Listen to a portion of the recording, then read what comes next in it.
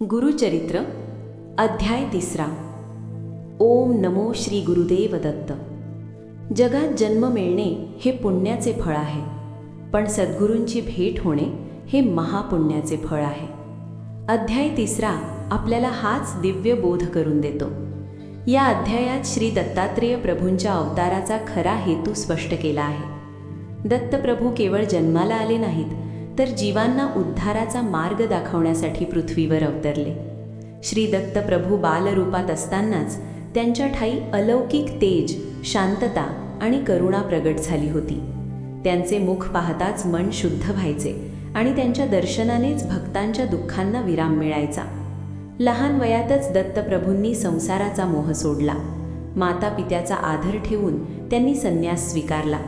हा प्रसंग अत्यंत हृदयस्पर्शी आहे, कारण प्रभू म्हणतात, हा देह संसारासाठी नाही, हा देह जीवांच्या कल्याणासाठी आहे. दत्तप्रभू वनवन फिरू लागले. कुठेही आसक्ती नाही, कुठेही अहंकार नाही. त्यांच्या सहवासात आलेल्या ऋषीमुनींना, साधूंना आणि सामान्य जनांना त्यांनी ज्ञान, भक्ती आणि वैराग्याचा अमृतवाणीने उपदेश केला. या अध्यायात हे स्पष्टपणे सांगितले आहे की गुरु कोणत्या वेशात असतील हे सांगता येत नाही. खरा गुरु कधीही स्वतःची महती सांगत नाही. गुरूंची ओळख त्यांच्या करुणेने आणि कृपेने होते. श्री दत्तप्रभूंच्या चरणी बसलेल्या भक्तांना त्यांनी सांगितले, माझे स्मरण करा, माझ्यावर पूर्ण विश्वास ठेवा, मी सदैव तुमच्या पाठीशी उभा आहे. हा अध्याय वाचताना भक्ताच्या मनात एकच भाव जागतो, हे गुरुदेव, मला काही नको, फक्त तुमची कृपा आणि तुमचे चरण मिळू दे.